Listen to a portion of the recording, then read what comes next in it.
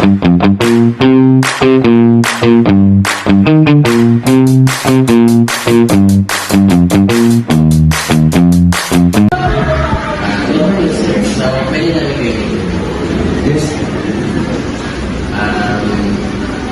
a question.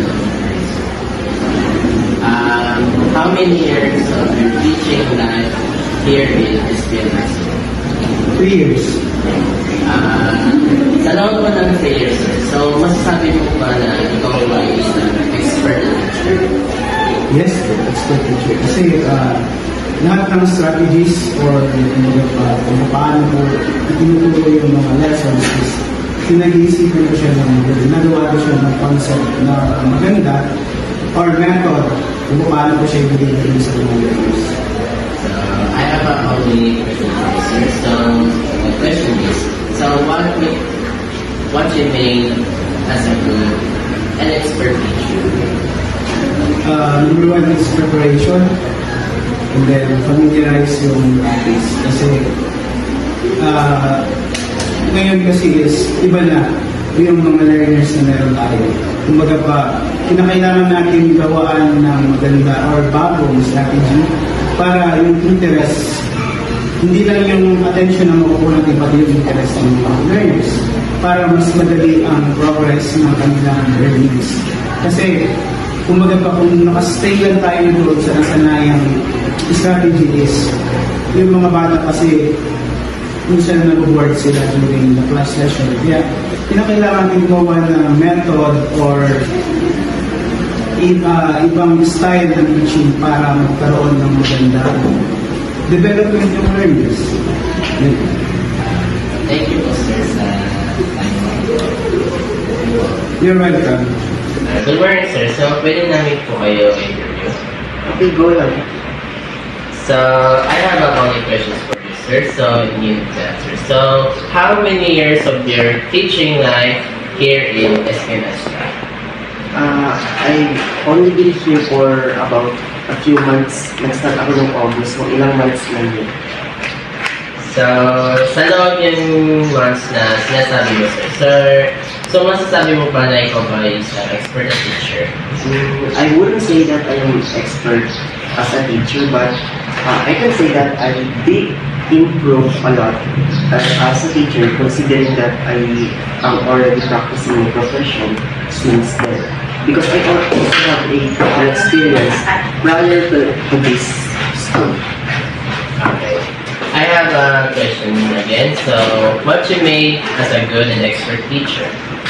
What made me an expert teacher? Again, I do not claim that I am an expert as a teacher, but what honed my skill as a teacher is actually through the constant practice that I did say kanina lang.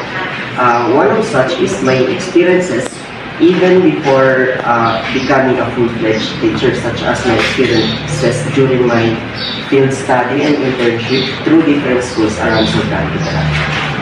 Okay, sir. So, thank you for your time. Okay, that's all.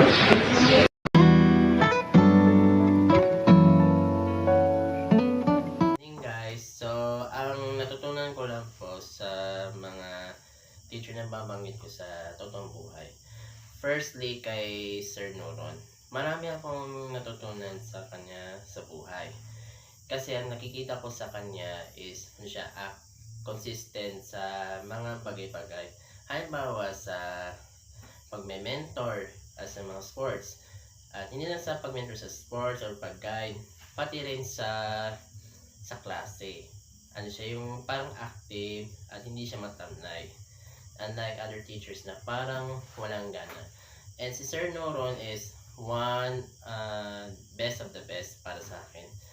Kasi yung natutunan ko sa kanya, yung pagiging totoo sa sarili, at meron po siyang mga strategies na ginagawa sa buhay para makamtan ito laban sa pressure, sa mga struggles na kinakaharap niya. At the same time, marami akong natutunan sa kanya, kaya ako'y natututo. Sa loob ng 3 years na kanyang pagtuturo sa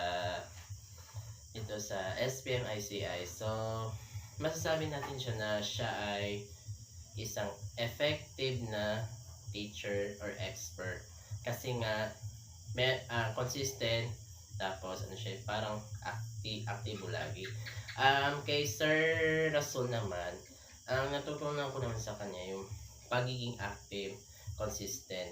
Pero meron din siyang ano yan, mga strategies na ginagawa para makamtan yung kanyang ginagawa by constant practice, yung kanyang way para matawag siya na expert teacher by his own way.